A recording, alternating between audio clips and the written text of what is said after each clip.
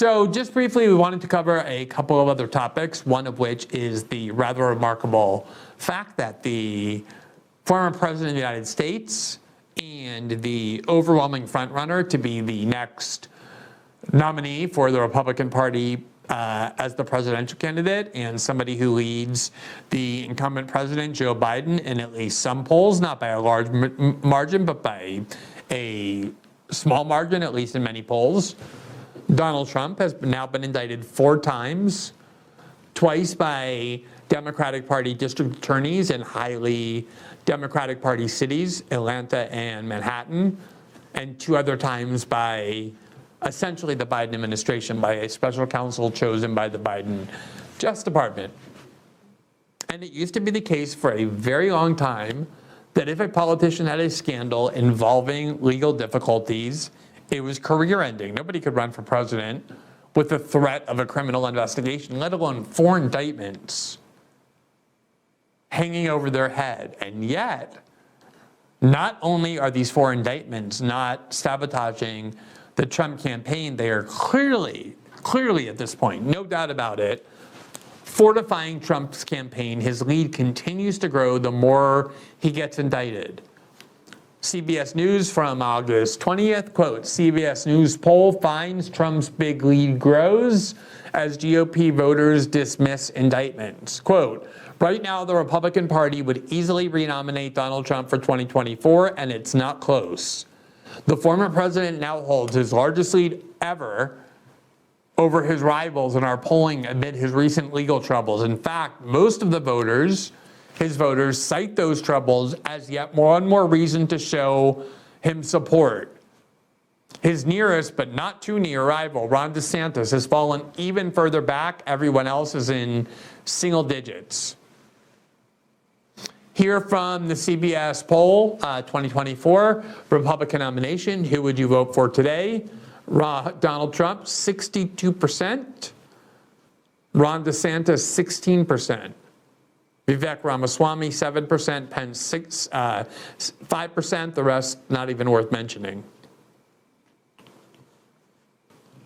That's a 46-point lead from Donald Trump, which has grown significantly each time he's gotten indicted.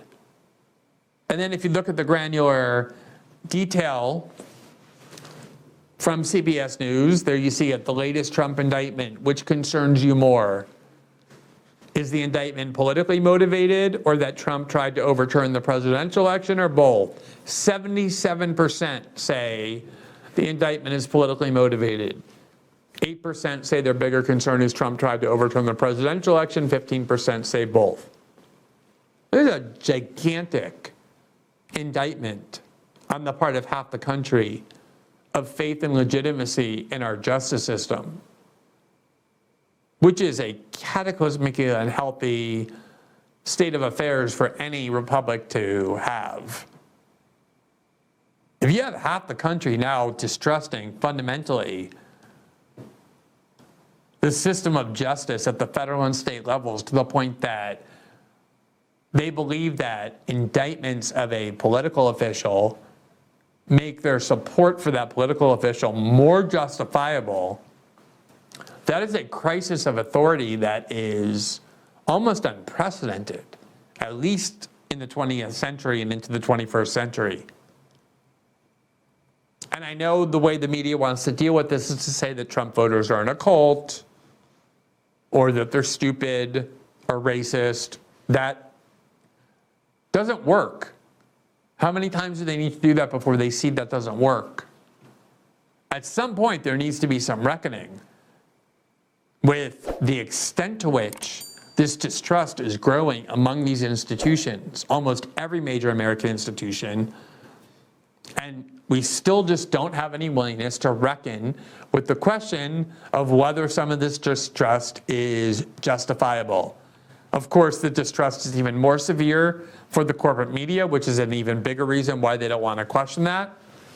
But all you can do is watch this, and no matter what side of the equation you're on, any amount of honesty requires an acknowledgement of how dangerous this is to social stability, to the ability for institutions of authority to claim any kind of legitimacy or credibility whatsoever.